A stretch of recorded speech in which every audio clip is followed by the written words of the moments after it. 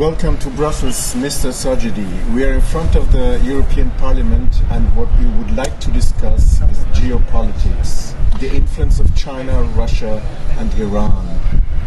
Thank you for inviting me, and thank you for coming to Brussels as well. Yes, I am ready to ask your questions. So, as we know that there are a lot of deals that are being prepared in the back of geopolitics, we know as well that China recently brokered a deal between PLO and Hamas about PLO governing Gaza. What do you know about this deal, and what is the importance of China brokering this deal now? Yes, I don't believe that China really wants an everlasting peace process in the Middle East. As you know, that China has an initiative, Belt Road Initiative project, very big project. I have heard that it involves more than 150 countries with a budget financing of more than $1,000 billion, and also the diplomacy of debt trap, which makes the countries affiliated with China and makes the influence of China in these countries very strengthened. As counter project, recently the G20 has initiated another project, IMEC, India, Middle East, European corridor, and in this project, the India will be connected to Europe by Middle East. I mean that India will be connected to the UAE, United Arab Emirates, and then to Saudi Arabia, and via these two Arab countries will be connected to the Israel, and via Israel will be connected to Greece as the port of the welcoming port of the European Union. So it means that the Chinese project, Belt Road Initiative, doesn't work anymore, because now the countries choose to connect via this European project. But this project depends on the peace accords should be established in the Middle East, and in this project already are four Abrahamic accords involved: Israel, Saudi Arabia, Jordan, and United Arab Emirates. And if this, and I think that, I assume that the attack on 7 October to Israel was also unplanned, was arranged. I mean that the practical procedure was planned in Iran by the IRGC. I mean that the training and the making details and the information and intelligence support, all of them was done by IRGC. But this project by itself in higher level was arranged, and was, I mean that the timing was determined by the big continental powers, I mean Russia and China, because this attack imposed an interruption to the project. I mean that to the IMEC project, and the IMEC project, as I explained, is a counter project and rival counter project for the Belt Road Initiative of China. Furthermore, this project, if goes further, will replace India in place of China to provide the daily needs for Europe, and also it will substitute the new players in place of China, like Indonesia and Bangladesh, that they can provide, they can export their products to the Europe via this project.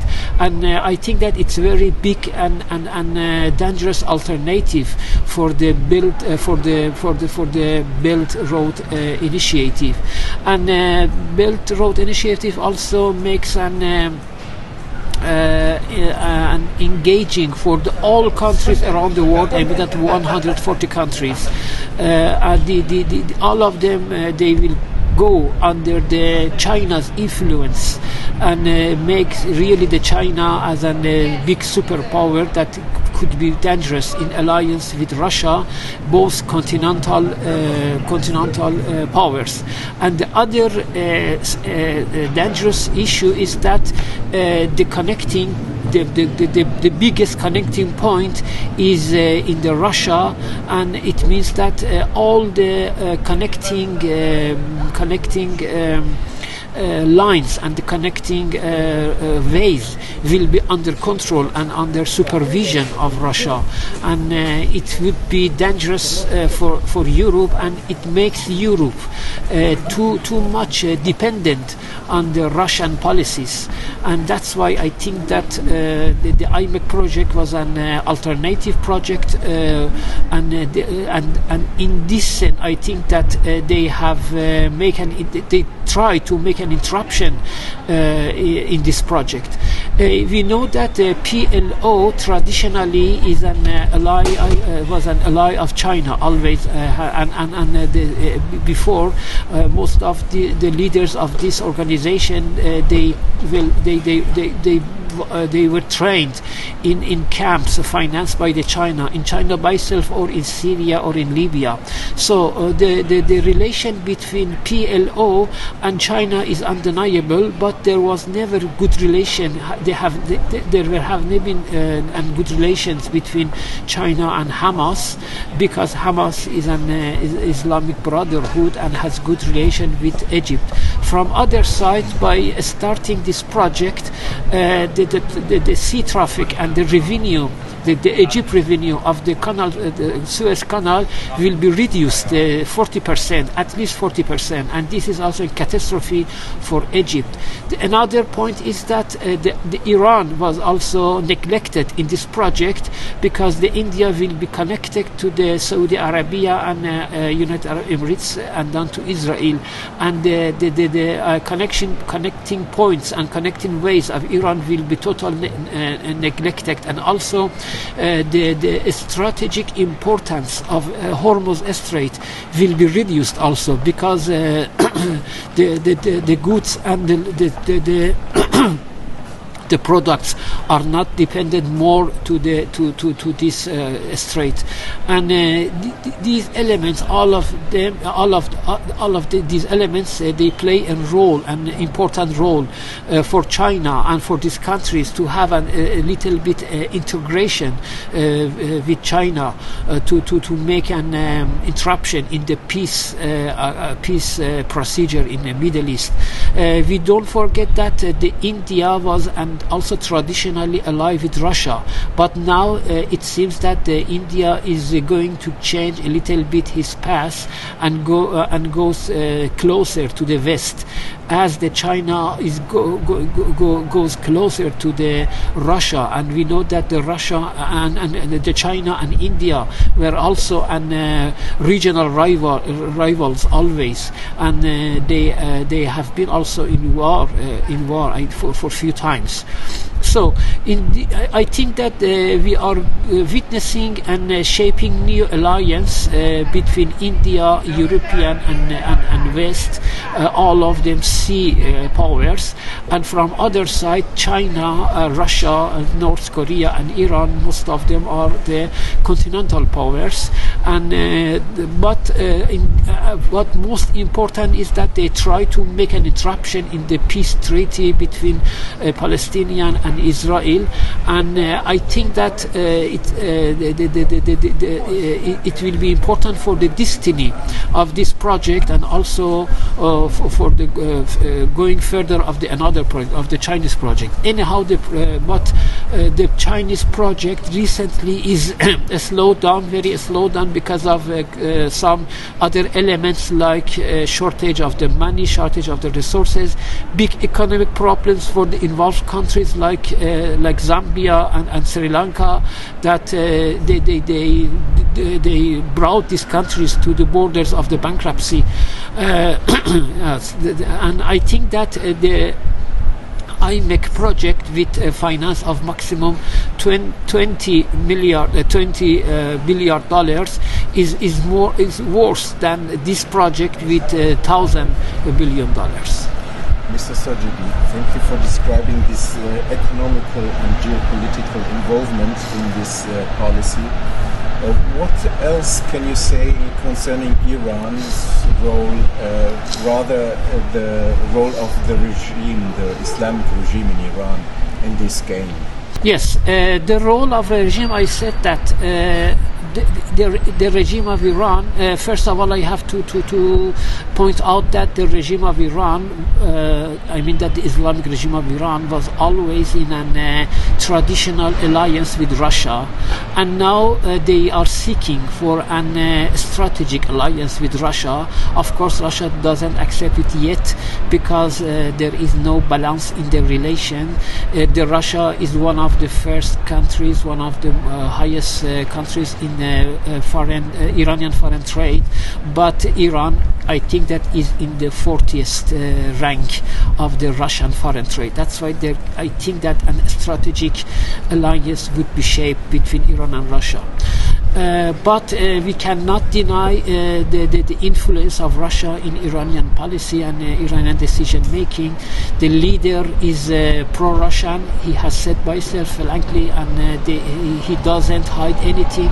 And he said many times that we have to have a look to the east rather than look to the west, because the west cannot help us, but the east will also help us. But geopolitically also, Iran is a continental country. Iran is not a sea power, and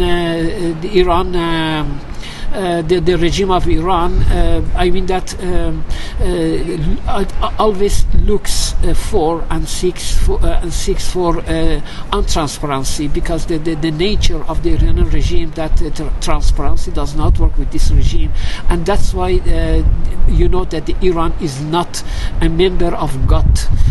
So it's very important that I don't know if you know that the countries that are not member of GATT, they have to pay more custom fees to each other. So Iran has, for example, if you in Europe buy a good or some product from Iran, you have to pay more tax, because this country is out of GATT zone.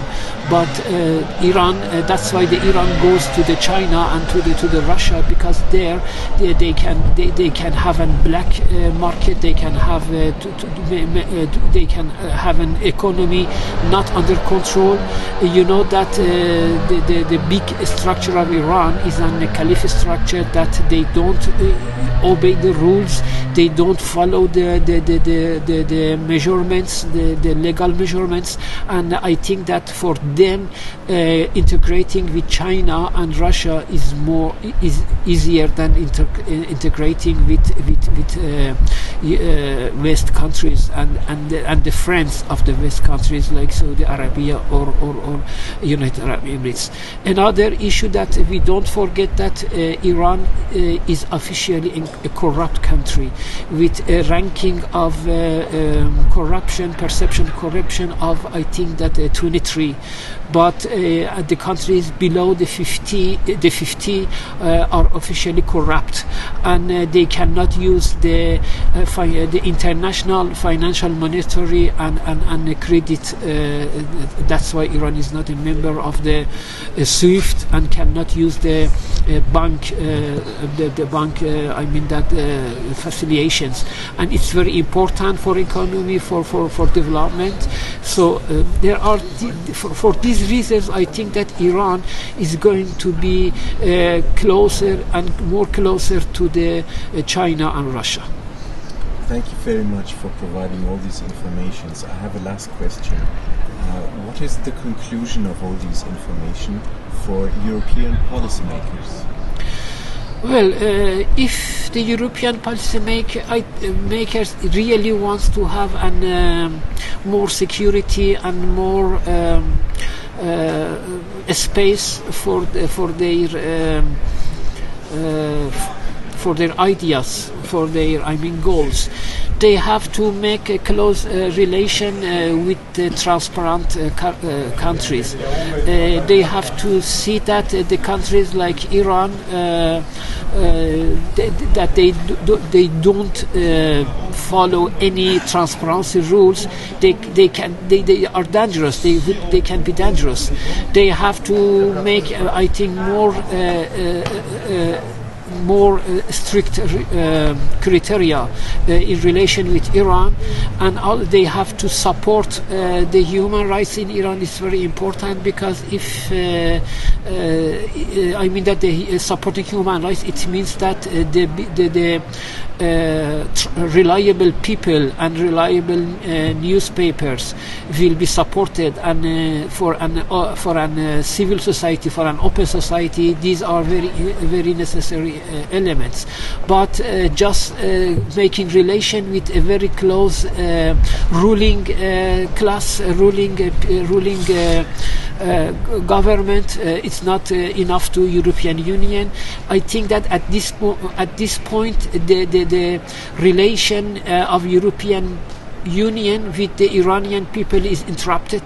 The Iranian people do not trust on the European Union anymore, because they said that the European Union is accompanying with the Iranian regime. All the sanctions are against the Iranian people and not against the government, because I said that the government, the real government in Iran, the Caliph structure, actually this structure does not need the ways that are sanctioned already, but the other bodies that are sanctioned, they are bodies that are related directly to the people, and that's why the people are affiliated with these sanctions, and they are suffering by these sanctions. So I mean that the European policymakers should revise their policy toward Iran, and they have to make a stronger policy against the Iranian government.